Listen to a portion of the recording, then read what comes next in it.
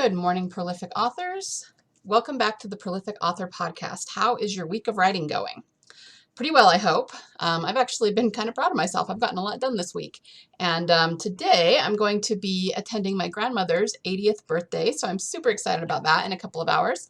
And when I get back, I have to get the next chapter of my Dragon Magic book written. So yeah, lots going on. So let me ask you a question here. Do you ever get stumped while writing your story and you're not really sure how to move forward? You know, what to focus on in order to kind of get past that block and keep going with your story? Or do you ever wonder why you get stumped at all? You know, like, why does that happen? Especially if you have a pretty good idea of your characters and where you're going. Well, today I'm interviewing Paulette Harper. She is a pastor, an author, and an author coach. She writes both fiction and nonfiction, but her coaching is mostly geared toward nonfiction writers, okay? But she talks about how all great stories are rooted in some kind of human emotional trauma, okay?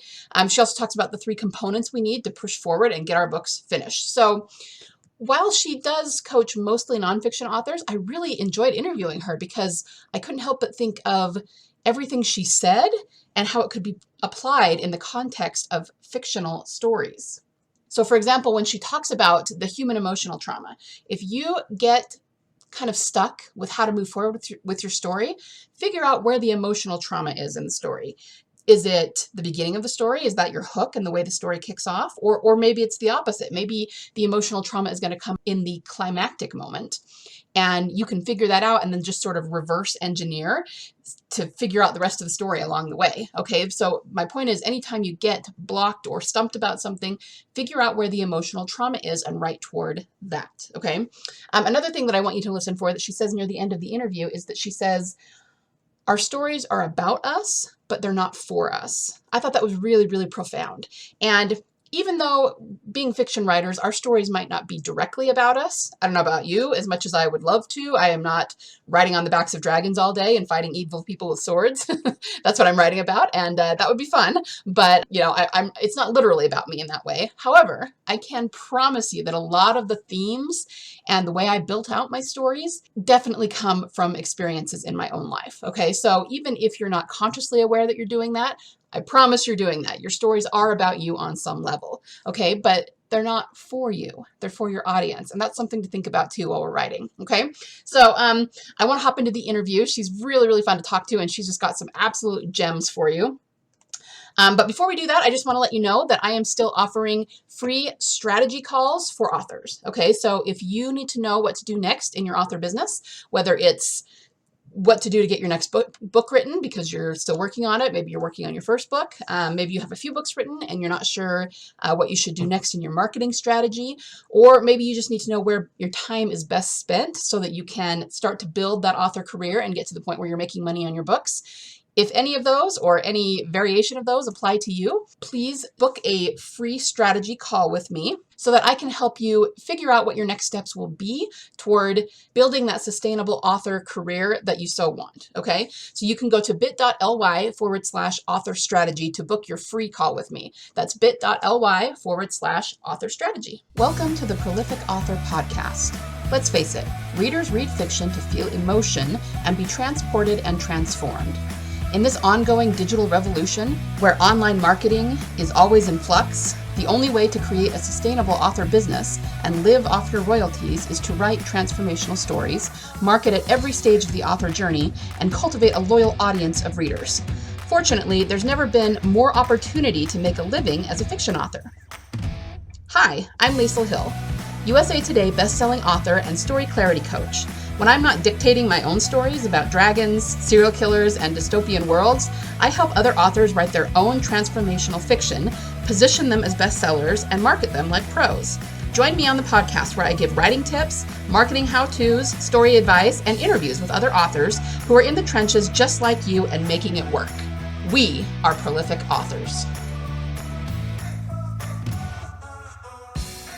All right. We are here today with Paulette Harper. How are you doing, Paulette? I'm doing really good. Thank you, Issa, for having me on today. Yeah, sure. Thanks for coming on. We're excited to have you. Why don't we start by having you introduce yourself? Just tell us who you are and what you do and what you write. Yeah, so I'm a published author of 11 books, and I'm also a speaker and a minister of the gospel. I write Christian fiction, nonfiction, and children's books, and I serve two groups of people.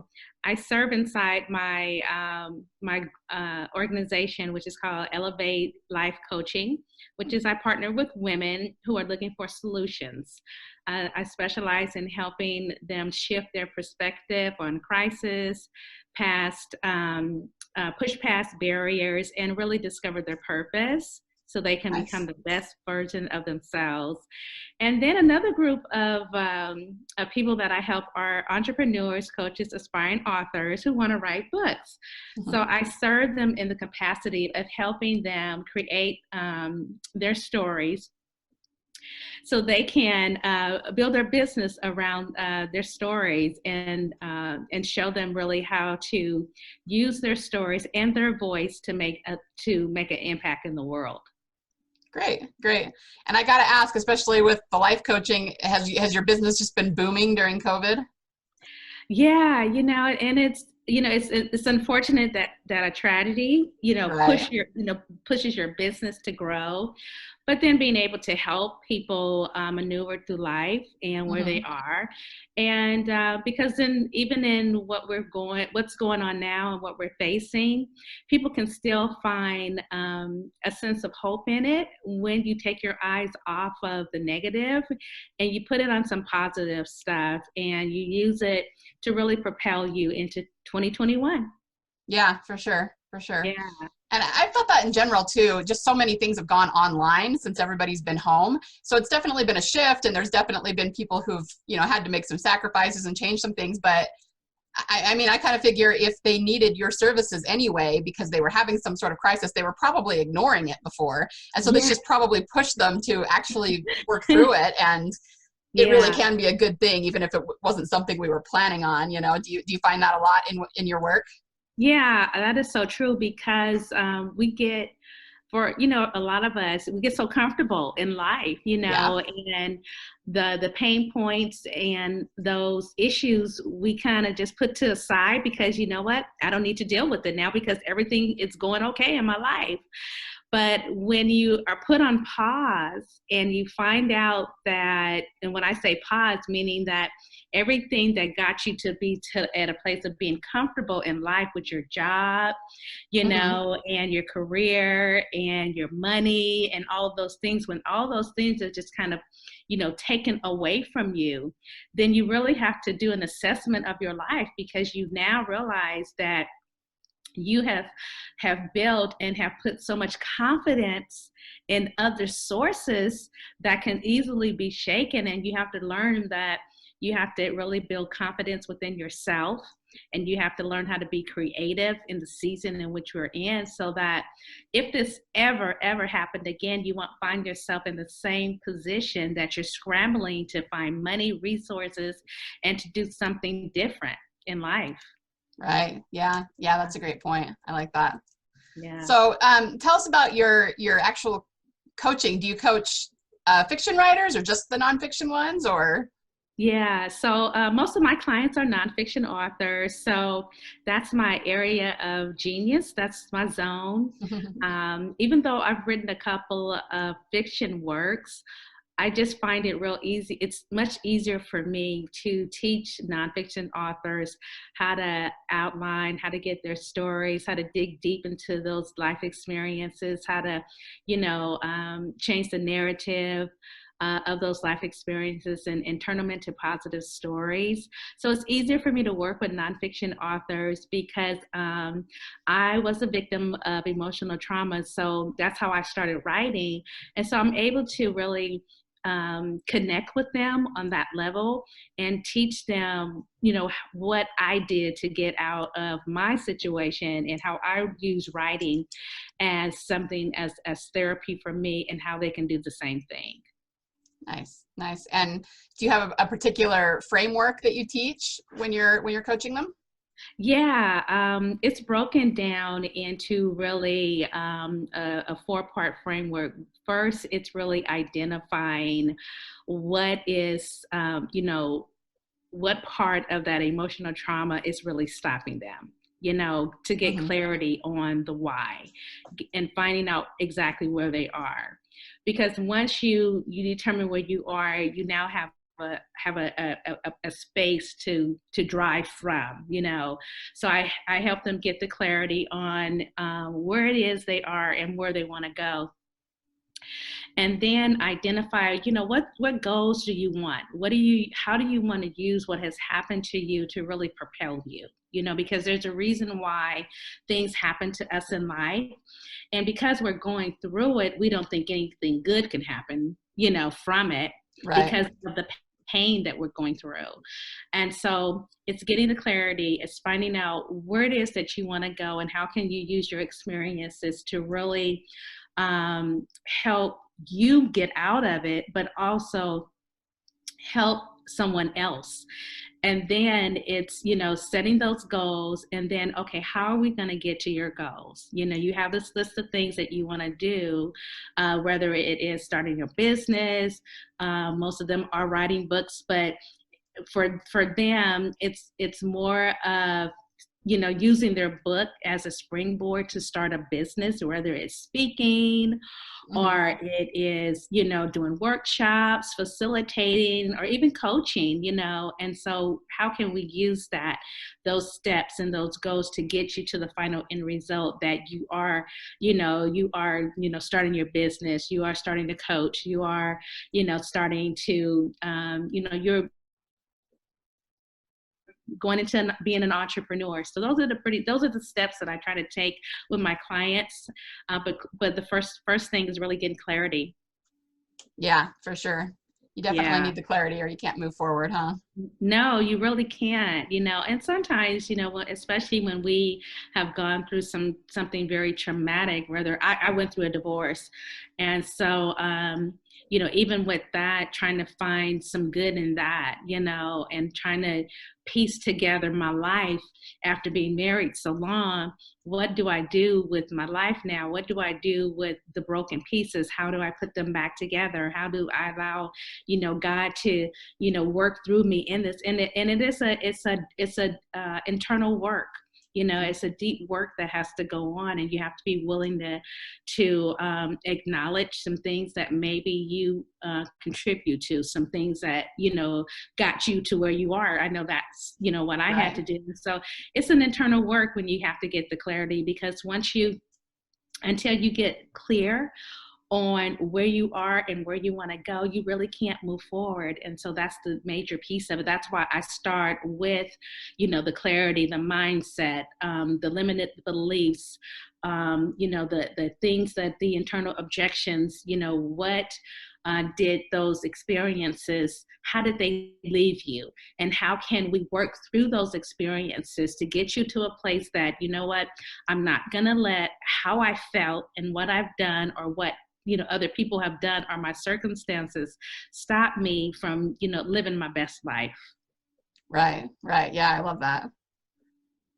So once, you know, they have clarity on what they're going to write about and have kind of worked through that, how do you promote them being prolific and getting their book done efficiently? Yeah, you know, because it's so important to have accountability, especially when you are, you know, embarking on writing a story. I know that there's a lot of self-published authors who can do it on their own, but I know there's some who needs accountability, you know, and having the accountability piece and the support factor is major. And so, you know, once we get the clarity on, you know, their idea story that they want to write, we get it all organized. It is really me putting them on a schedule. You know, because we have 90 days to get this book out, you know, and so, and the struggle for a lot of them is the fact that they haven't been on any kind of, you know, schedule, time frame, you know, because, hey, they can just do it whenever they want to. And hence, this is why it takes some people, you know, 10 to 15 years, because they don't have clarity or accountability or support. So I put them on a time frame. I find that it's easier for me to work backwards with my clients, because I find out for them, okay, when do you want to get this book published? And when they tell me, a date, I said, okay, then we're going to go back. We're going to backtrack, and we're going to see, okay, from this date on, you need to write these many words. You need to tackle these chapters. You need to get this done by this date in order for us to get to the end result. And so that's pretty much how I do it. And so in between them writing, I'm giving them things to do. I'm giving them homework, assignments that they need to complete. But these are things that are actionable items that they can do in 15, 20 minutes, if it's just looking up something on the internet or setting up account somewhere or doing some research or something. The major thing and the big thing is really them being disciplined enough to write the story and write it in the timeline, because they set the date. I'm just going to make sure they're held accountable to keeping the date. Yeah, that's kind of a lot of what coaching is kind of being an accountability partner. Yeah, I really like that. I appreciate everything you said, because I actually teach the same thing, more around fiction than nonfiction, but planning things out, putting together a system, doing the math to figure out how many words a day you need to write, and I believe that anybody can write a book in 90 days if they just do it, get the right systems in place, so yeah, definitely. Yeah, that is really a major thing, because some people, they just don't know what's expected of them in order to reach their goal. And I had held a 6-week writing challenge, and I shared with those that participated. I told them, what it looked like, to write a 12,000 word, 15,000 word book, and even a 20,000 word book, and what the difference was, and the amount of time that it was going to do to get to each level. And I can still remember their faces was like, what? You want me to write 12,000 words in this amount of time, And it was so funny, because it had never been presented to them like that, Yeah. And so, I assured them, hey, you know what? You'll realize that as you go on this journey, you have all these words in you. You just didn't know that you had them in you. Right. Yeah. Yeah. I love that. So, sorry, just writing something down. I just totally lost my train of thought what I was going to ask you. All right. Do you have a podcast or anything? I do. I actually have a podcast called The 18-Minute Revolution, and it's all about ministry, being that I am a minister of the gospel. So I take that time to really teach. And so I purpose to just have, 10 or 15 minutes of just nuggets, just dropping some jewels so people can really exercise their faith. They can be encouraged. They can be, inspired.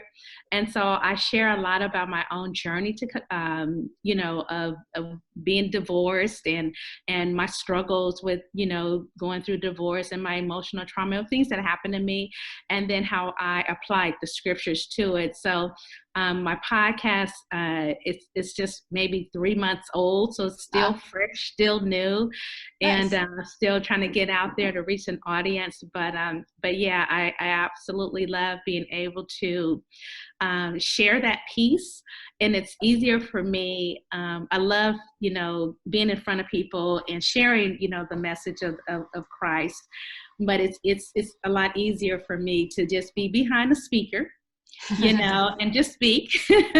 Yeah, for sure. So how do you, and edit as I go along. Yeah. So how do you go about, do you help your clients market their books and publish them? Like, do you do self-publishing, or tell us a little bit more about that? Yeah, so I teach them self-publishing, so from conception of their idea all the way to publication. And so once they get probably about, 4 weeks out before their book is published, I'm talking to them about marketing, because it's so important that even before their book is published, that they have, they're sharing with people about their upcoming book. They're, they're, sharing with people, giving people the buzz about their book. They're creating the buzz about their books. And so I teach them about, sharing, putting teasers out there, putting some excerpts about their books, and just really establishing themselves and their author's platform and building that as they go along, even before their book is published. I also have a virtual book tours business right now, virtual book tours, where I organize book tours for them as well. So, once their book is published, and even if some of them wanted to do some pre-orders, I have a package for that. But most of them, they'll hire me to help them market their books through the service. So then they are being featured on blogs and radio shows. And it's so, it's a blessing for them because they can see themselves online, and they can see themselves getting the exposure and being on somebody else's platform who's helping them share their books, with their audience. So it's a win-win, for everyone involved in it. Nice. Yeah, that's great. That's great that you do that for them. And how many students have you had that you've helped do this? I've been doing coaching and helping them publish and market their books since 2012. And so I've had my virtual book tours business since about 2013 as well. And so I've been helping authors do this all along and since then. And so the thing about with my virtual book tours, a lot of my clients have been, people, referrals, and it's actually independent of me doing my one-on-one coaching. Wow. When I'm doing my one-on-one coaching, I introduce them to this other service that I have, which is, they could just move right on into that. But my virtual book tours is something that, I get a lot of my clients from referrals. I get a lot of my clients that come and say, I found you on the web. I do a lot of promotions on Facebook, about that service that I have as well. Nice. Nice. Yeah.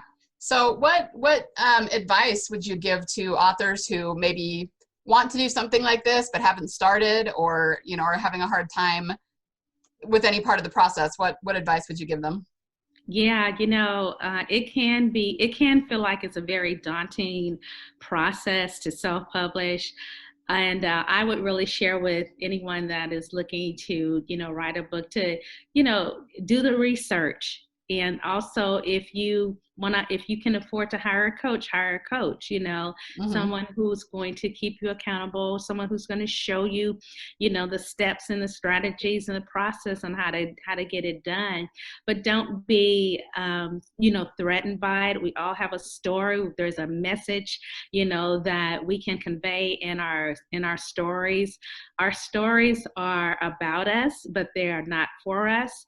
And so I can be able to, they should be able to, articulate, their message and be able to want to share that message with the world. And, just take that jump and just do it. But, if you can't, hire the coach, then definitely do the research and do it right so that that you're doing it correctly. Yeah, that's good advice. I really like what you said, that our stories are about us, but they're not for us. That's a gem right there. So what are your plans for the future? I'm assuming you'll keep coaching. Are you going to do any more writing yourself? I really need to. I think about, it's been a minute since the last book I wrote was in 2019. And so, or 2018. So yeah, I really do want to write again, but my focus really has been my coaching, because it's such a need that I feel that I can really help and have more of an impact on, on women, with helping them come out of the emotional trauma, and then authors who want to write their books, so that's really been my focus the last, the last few years. And that's really where my direction is. Just really want to help more people in those two areas as well. Yeah. And, we're a writing community, so we're totally biased about this, but writing is the best, most cathartic way to, I think, work through anything. So yeah, no, it really is. I know when I wrote my first book, I didn't think, just like my clients that I was coaching, when they were looking at me like I was crazy, asking them to write so many words, I felt the same way. I'm like, how in the world can I even think about writing 27,000 words, 30,000 words? Do I even have it? But you realize that once you get going, how you can just be, you're able to just articulate, especially if you're writing, nonfiction. Those are lessons, those are life lessons, those experiences, those are true things that happen to you. So you're the best author of those things, And then, when I wrote my fiction novel, I jumped into doing a fiction novel, after writing 2 nonfiction books, and I'm like, what? But it was something, it was something that I wanted to do, and I wanted to write a romance, novel, and I did it. But it's a different mindset. When you're writing fiction, that, it's a totally different mindset than it is when you're writing a nonfiction book. Yeah, it is. They're like 2 sides of the same coin, but they're very, very different sides. Oh my God. Yeah. There's so much more there's so much more you have to do with, your fiction novel, because you're talking about dialogue, characters, plot, scenes. I mean, you got to cover all this gamut of stuff, you got to make sure it's all together, because a reader can pick up, oh, that don't go there. That wasn't there. That's not there in that area. It's true. And the readers will tell you. Yeah, they will. Yeah. So where can people find you online, either your coaching services or your book tour services or your books? Yeah, they can find me on my website, which is pauletteharper.com. My virtual book tour business is www.wnlbooktours.com. I'm on Facebook and IG, and then I'm also on Twitter as well. And my books are on Amazon and also on Barnes and Nobles. Great. I will link to all of those in the show notes so that people can come find you. Thank you so much for coming on and talking to us about your work. I hope that you have lots more people that you can help and get their stories out. I'm sure you're making a big impact in their lives. Well, thank you. I appreciate being on today, and I appreciate the opportunity to share. Me again. Before you go, if you found value in this episode, I would love it if you could leave me a review. Reviews are the best way to show your appreciation and help others find this podcast. Be sure to screenshot it, share it on your favorite social media network, and tag me at LK Hill Books. Remember, the world needs your stories. Only you can change someone's heart with your fire-breathing dragons, your mind-blowing mysteries, your epic romances, and your intense thrillers. So join the revolution and be a prolific author.